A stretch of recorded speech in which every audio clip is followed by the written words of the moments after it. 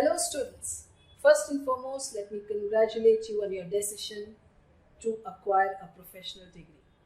The US CMA, the Certified Management Accountant, is a certification provided by the IMA, the Institute of Management Accountants, an association of finance, accounting and finance professionals. This is a globally recognized professional qualification for finance professionals and would greatly enhance your chances of securing an employment, of securing promotion and moving across businesses.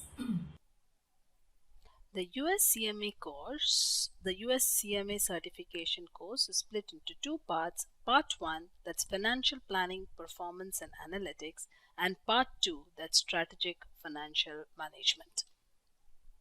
Each of these parts consists of 100 multiple choice questions and 2 essay questions.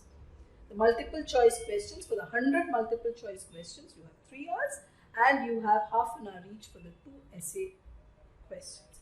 It is only after you complete the multiple choice questions that you are able to answer the essay questions.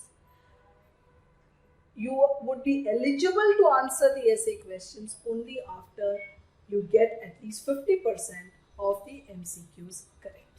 The exam, of course, both the exams are computer-based exams and are held thrice a year. The windows are Jan, Feb, May, June, September, October. Once you register for the CMA course, you should take an exam within 12 months. The entire program can be completed in 3 years. We shall start discussion with part 1 of the US CMA course, which is financial planning, performance and analytics. The syllabus of part 1 is divided into the following subsections, that is external financial reporting decisions, planning, budgeting, forecasting, performance management, cost management, internal controls and technology and analytics. These submodules are exactly as per the learning outcome statement issued by the IMA.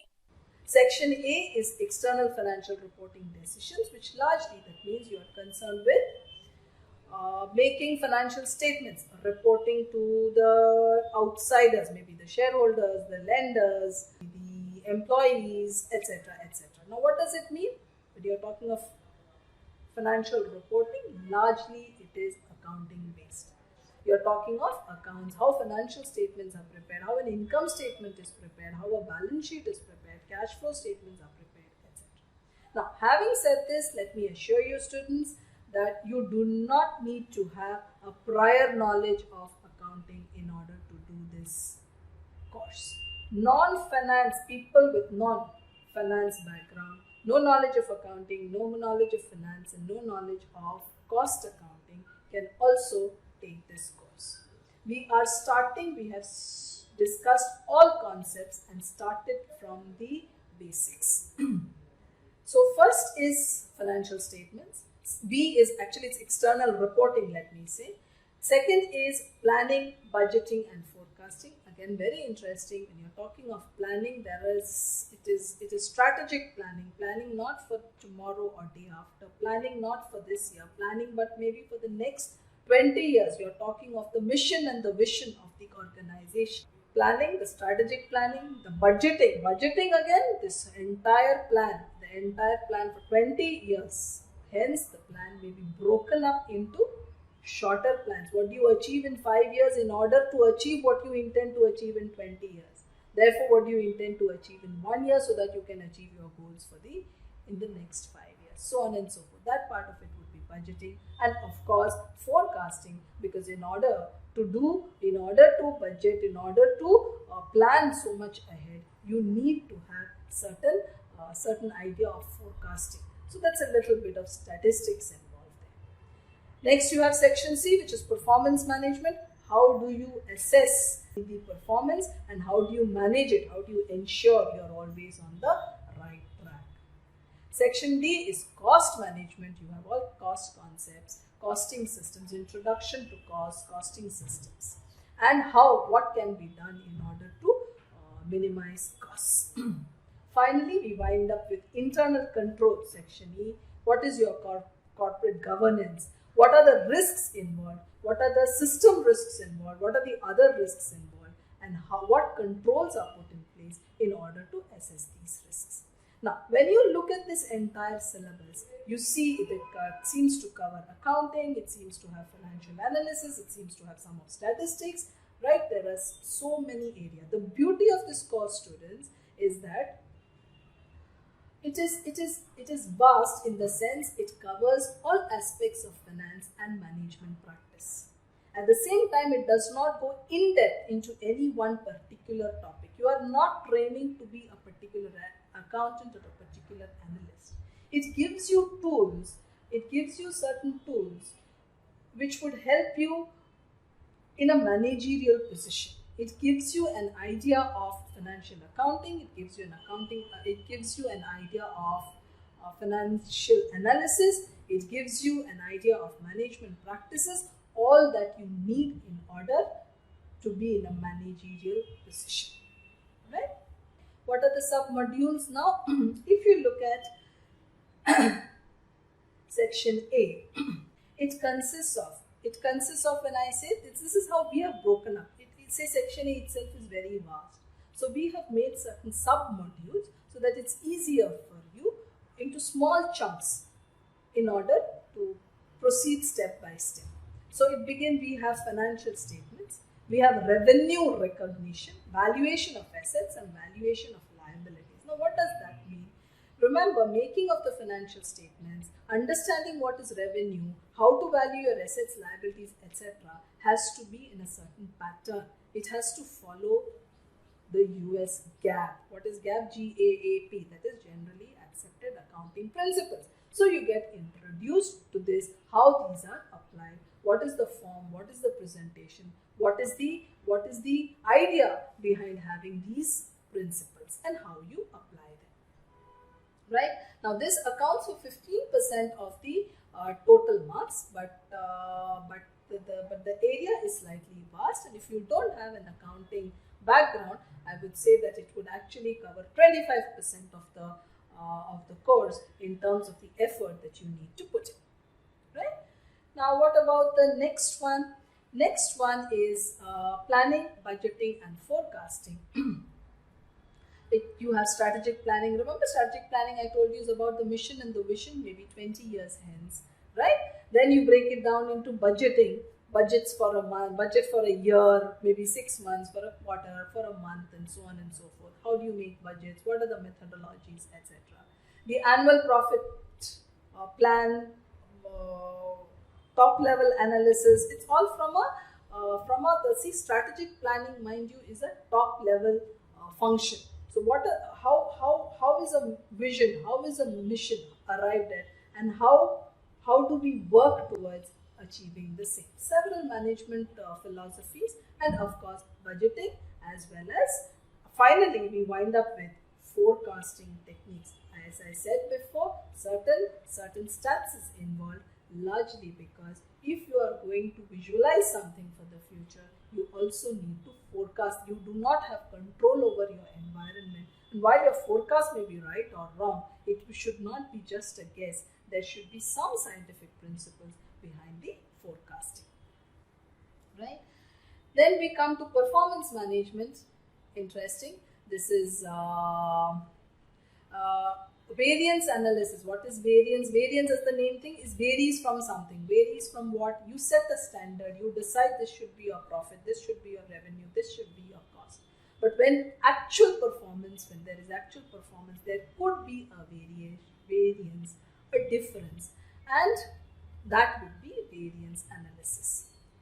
I'm not going into depth, but this gives you an idea of what is different, why you have it. It helps to do a management by exception. You look at areas where there is a difference, where there is a variance. You manage performance or try to control performance by having certain responsibility centers. Who is responsible? Is a manager responsible? How do you find out profitability of a particular unit, of a particular product, right? So that is what you call responsibility centers and segments.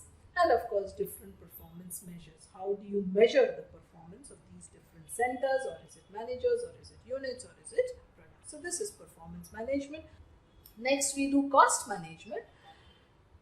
Cost management, mind you students, the sections have been arranged exactly as per the learning outcome statement, but cost management actually introduces us to these certain cost systems and costing system, cost concepts and costing systems, which you might need in order to do section C. So I always suggest that you first do section D and then go back to section C. In order to have a control over cost, we also look at some called supply chain management and business process improvements, all of which will help to bring down the cost substantially. Section E consists of internal controls, which talks about the corporate governance, the risks which are involved, the controls which are used in order to mitigate the risks. Section F consists of technology and analytics, which again deals with data governance. We are talking about the data integrity. We are talking about accounting information systems, technology enabled business transformation. Because of the advancement of technology, the changes that have been made, not just to accounting and the implementation of accounting systems, but also to the way businesses are being done. Right? And we will also have a discussion on a totally new field of data analytics.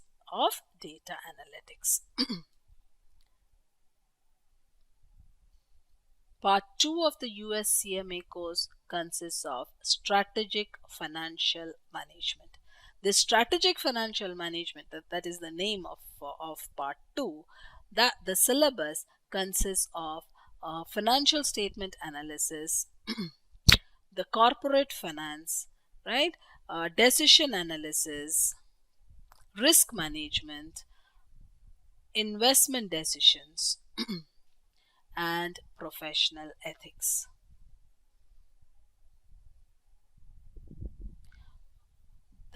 We shall have a brief discussion on each of these sub modules. Like in the case of part 1, these modules are based on the learning outcome statement of IMA. So now let us take a look at the sub modules of part 2 of the US CMA course. Financial statement analysis. Under that, you begin with the basic financial statement analysis. We'll do balance sheet, income state comparisons, vertical analysis, a trend analysis, and so on and so forth. Next, we consider a lot of financial ratios, the liquidity ratios, the leverage ratios, the activity ratios, the profitability ratios, the market ratios, and so on and so forth. We do a greater study of the profitability ratios. We do a profitability analysis, understanding the returns. A very important ratio being the return on investments, return on equity, return on assets, and so on and so forth. And then there may be certain special issues. Special issues are what? Maybe the impact of foreign exchange fluctuations on ratios, the impact of inflation on ratios, the impact of certain accounting adjustments that we make on the ratios. Next, we look at corporate finance. That's a little lengthy. We start off with risk, understand the risk, the types of different kinds of risk, the relationship between risk and return. Normally we say higher the risk, higher would be the expected return. Right? When we talk of long-term financial management, what are we talking of? We are talking of the cost of long-term finance, which may be in the form of bonds, it may be in the form of preferred stock, it may be in the form of equity stock. Yes or no? We look at raising capital, that is, how is capital raised, what is the cost of capital, what is the cost of bonds, how how do you value the bonds, how do you value what is the cost of equity, what is the cost of preferred stock, what is an initial public offering, what are secondary offerings, and what are the other methods of thus raising capital. Also maybe a short note on insider trading. We look at working capital management. What is working capital? It's current assets minus current liabilities. So we look at all the current assets like maybe the cash, marketable securities, the accounts receivable, inventories. We look at the current liabilities, short-term liabilities, right? We look at creditors, bills payable, and so on. And so each of these components we discuss briefly. We move on to corporate restructuring, which largely deals with what mergers and acquisitions, business combinations, um, takeovers, what we as company, how do we prevent our own takeover, what is our defense mechanism against takeovers. And this section we end with the international discussion on international finance, foreign currencies, cross-border transactions. What are the exchange rate risks? Is it good to have, or what are the benefits of an international diversification? What about section C is decision analysis. We are looking at cost, volume, profit analysis. Largely in this section what we do is marginal costing techniques. Marginal costing, the cost of an additional unit, marginal cost. The marginal costing is normally used for short-term decision making. For taking certain decisions, it plays a very vital role. Certain decisions, short-term, largely short-term in nature, because over a long period of time, we can't consider only marginal cost. We have to consider all the costs. Marginal cost is what? The cost, the extra cost. Let's say the marginal cost, the extra cost of producing maybe one more unit. Followed, then we look at pricing also. We look at marginal costing and pricing because sometimes we may have a short term, we may take certain short term pricing decisions which would be totally unacceptable if they were to be a pricing decision for a long term. For a longer period of time, right? We look at the product life cycle and how pricing may change over the product life cycle. Under risk management, enterprise risk. What are the risks that an enterprise is exposed to? These may be financial risk, maybe a political risk, maybe operational risk. What is and how is such risk being managed? Investment decisions, largely consisting of the capital budgeting process, the cash flows, what is a payback return, what would be a rate of return, what are the discounted cash flow techniques of net present value, internal rate of return, and so on and so forth. Capital budgeting decisions are what? Are decisions involving huge cash outlays, large cash outlays, the benefits of which you will get over a longer period of time. Then you have professional ethics. Professional ethics, we begin with business ethics. We understand certain concepts of virtue and morality. We talk of certain moral philosophies, just to understand how this whole concept of ethics has evolved and how it is interpreted so differently. What could be an ethical dilemma? We look at ethical considerations from the point of view of the management professionals. We also look at ethical considerations from the point of view of the organization. What is the corporate culture? What is the code of conduct within an organization? And so on and so forth. Now, this was generally about the syllabus. What about our courseware? How do we use our courseware? Mind you, it's a self-study courseware. How do we go about using? How do we go about using the courseware? I suggest students, the first time that you are going through this, you stick to the order as below. Let me tell you like this. Section A, Section B, then you do Section D. Is it clear, students? I mentioned before, cost concepts are introduced here. It would make it that much easier to move to Section C. If you do not have an a background in cost accounting, never done cost accounting, I absolutely insist that you do section D before you go to section C. Is it clear? So you do section A, then section B, then section D, C, and end up with section E. That would be the best way to do it when you study, at least for the first time. Okay. Each of these sections have been divided into sub-modules, and each of these sub-modules have topics. I suggest you don't jump last first. You go in the particular sequence, because there has been considerable thought about how we have arranged the topics. There is a flow and it would get disturbed otherwise.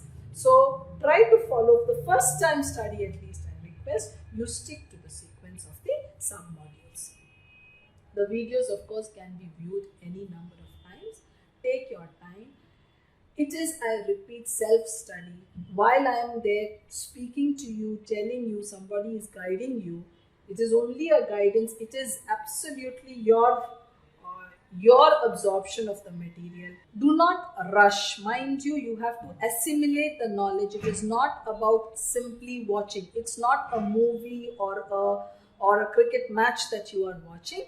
It is something that you need to watch and absorb, understand, pause the videos, reflect, go back if you have to, rewind, play it again.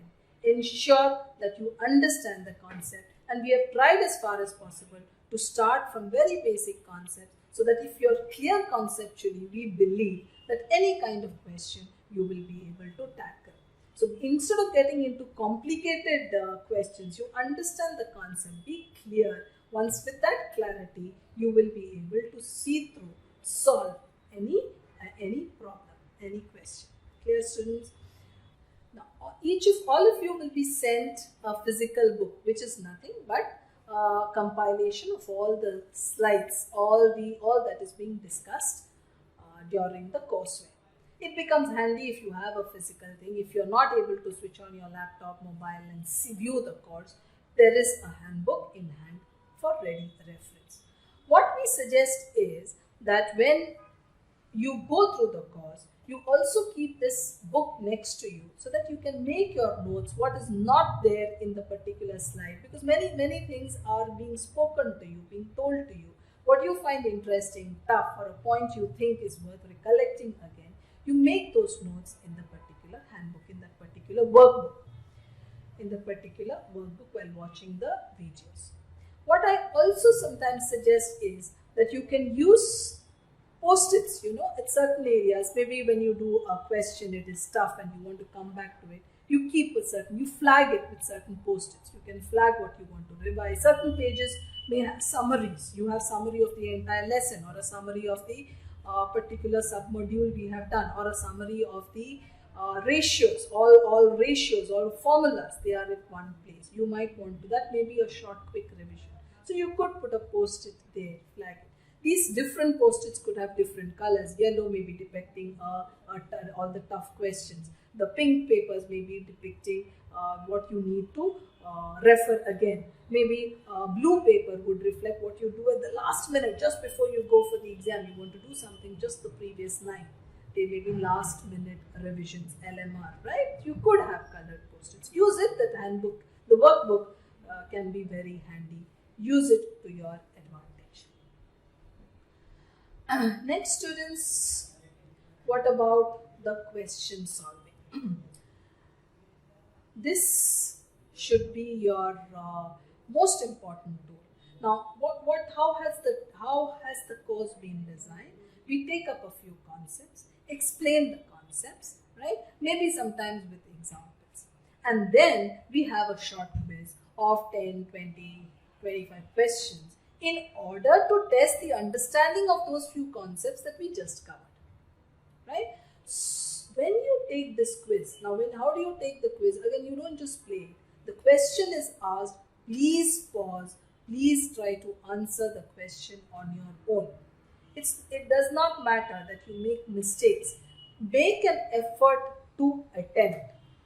You have to understand and apply the concept. So take time. Maybe you should be taking only 1.5 minutes or 2 minutes. You take more time the first time round, it does not matter. But you must attempt on your own. Only then you know whether you have actually understood or not. If you don't do that, and if you just continue to watch the video and the quizzes and the solutions, you think you know, you feel it was easy, and of course you knew, but it is just not the same, students. It is only when you make an attempt, you know what are the areas you are getting stuck in, what was the problem, and what was that little doubt which was there behind your mind. I repeat, try please to work out all the questions on your own, and don't be disheartened if you have made mistakes. The more mistakes you make now, the better it is, the more is your learning. So what I suggest, you make all the mistakes that you can now while you are studying and going through the course. That will reduce the number of mistakes that you will make when you actually attempt the exam. Here, students, so what do you do whenever there is a quiz, the question is asked, pause, don't wait for the solution to come, because the solutions have been provided continuously. It's a continuous format.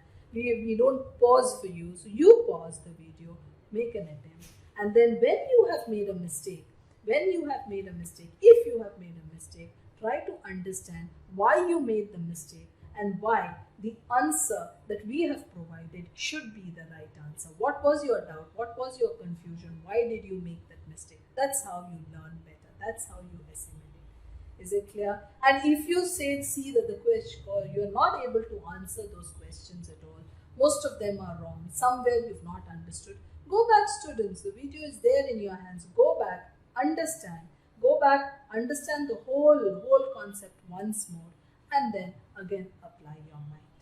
It is self-study. Discipline is required from your side. We have made our best efforts to design the course in such a way that everything is made conceptually clear and you should be able to tackle the questions. We need a little bit effort from you. So please, students, I hope you will make that extra effort. Learn from your mistakes. I repeat, when you make a mistake, don't look at the solution and just say, oh yes, this is the solution. No, you should please understand why you made the mistake and why this is the correct solution. That will only improve your understanding. Right? So there are around, there must be more than 1200 multiple choice questions in the whole thing. So it's a lot that you are covering. Do it patiently. Do refer to other question banks also. Also, there have been a few essay questions also have been worked out. Right?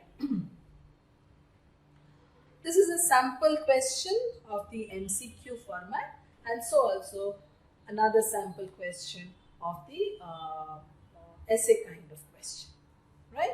So we have made our sincere efforts to design the course in a way for you to understand better, assimilate better, arrange quizzes in such a manner that you also are able to test your understanding of all the concepts. Do get back to us in case you have any doubts. Do give us a feedback, positive, negative. Both are welcome. Positive feedback motivates us. Negative feedback helps us to improve. Okay, students, so please don't hesitate. Do make an effort and let us know what is your feedback. So with that, happy learning. Remember, knowledge is power. Go ahead. I hope you enjoy learning as much as we have enjoyed designing this course for you. Thank you, students.